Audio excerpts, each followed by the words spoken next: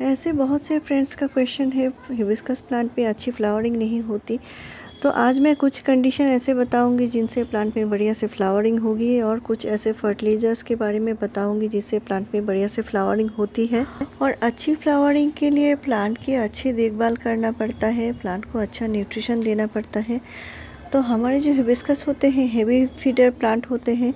अगर आपके प्लांट में अच्छे से फ्लावरिंग नहीं हो रही है, बड्स नहीं बनते, तो ये फर्टिलाइज़र आज जो मैं बताने वाली हूँ वो आप अपने प्लांट में ज़रूर यूज़ कर सकते हैं, जिसमें भरपूर मात्रा में न्यूट्रिशन होता है। तो आगे मैं फर्टिलाइज़र आपको डिटेल्स बताऊँगी कैसे फर्टिलाइज़र को देना है। और प्लांट को 16-17 तरह के न्यूट्रिशन चाहिए उसके पूरे ओवरऑल हेल्थ अच्छे करने के लिए। अगर प्लांट की ओवरऑल हेल्थ अच्छी रहेगी, प्लांट में बढ़िया से ग्रोथ होगी और बढ़िया से न्यू शूट आएंगे, तभी प्लांट में अच्छी फ्लावरिंग भी होगी।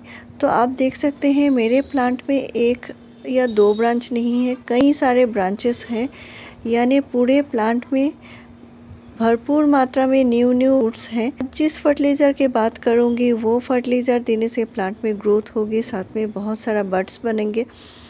तो आप देख सकते हैं प्लांट हेल्दी है, लेकिन आप हिबिस्कस को चेक करते रहिए अगर आपके प्लांट में फ्लावरिंग बिल्कुल नहीं हो रही है, क्योंकि हिबिस्कस में पेस्ट अटैक बहुत ही ज़्यादा होता है। पेस्ट की वजह से कभी कभी प्लांट में बड्स बनना रुक जाती है, तो ये आपको ध्यान रखना है।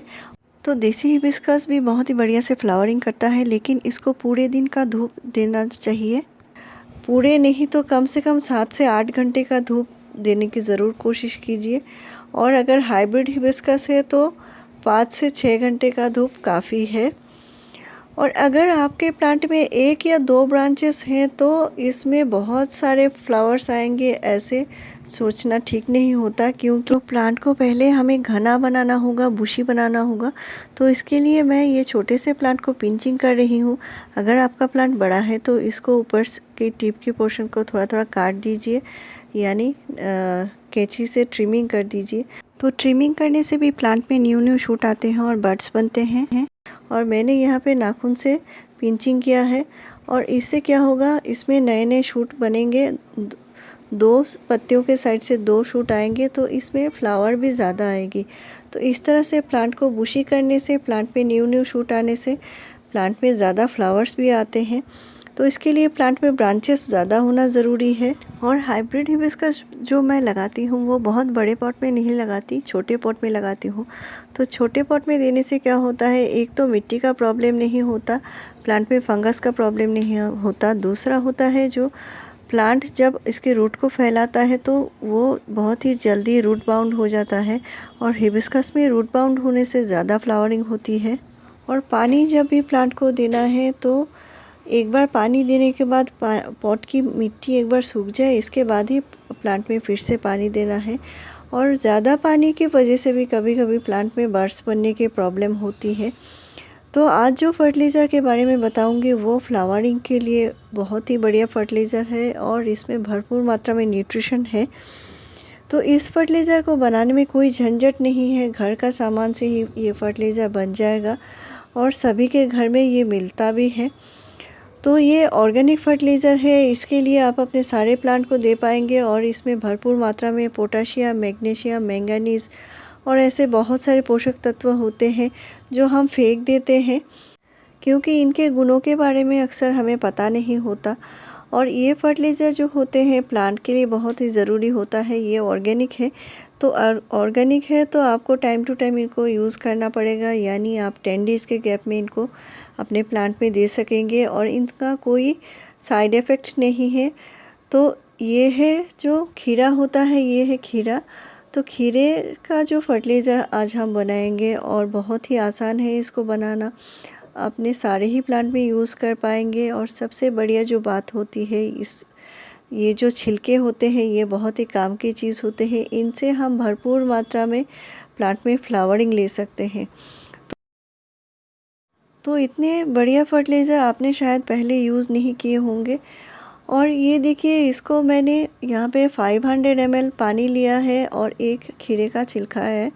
तो आपके पास अगर छिलका ज़्यादा है तो आप ले सकते हैं, इसमें मात्रा की कोई बात नहीं है, लेकिन हमें प्लांट में इसको दूसरे तरीके से देना है। ये देखिए छिलकों को हटा देना है और मैंने इसको 1 दिन रखा है।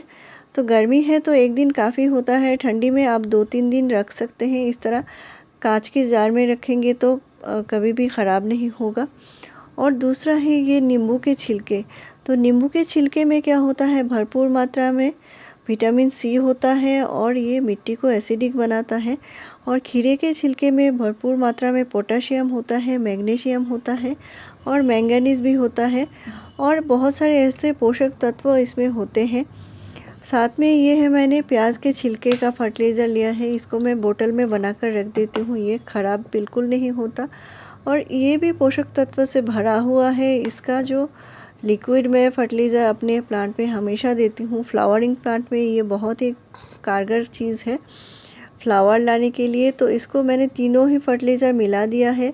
नींबू के छिलके का जो फर्टिलाइज़र है लिया है, साथ में खीरे का और साथ में लिया है मैंने प्याज के छिलके का फर्टिलाइज़र। तो तीनों मिलाकर मैंने डाइल्यूट कर लिया है। यहाँ पे मैंने 500 ml पानी में मैंने 100 ml दिया है और इसको सारे ही प्लांट में दे सकते हैं। डाइल्यूट के रेशियो इतना ज़रूरी नहीं है, आप दे सकते हैं, इतना हानिकारक कुछ भी नहीं है इसमें। और ये आप अपने प्लांट में 10 डेज़ के गैप में देते जाइए। फ्लावरिंग के लिए बहुत ही बढ़िया फर्टिलाइज़र है। और खीरे का जो छिलका होता है इसमें भी भरपूर मात्रा में पोटेशियम होता है।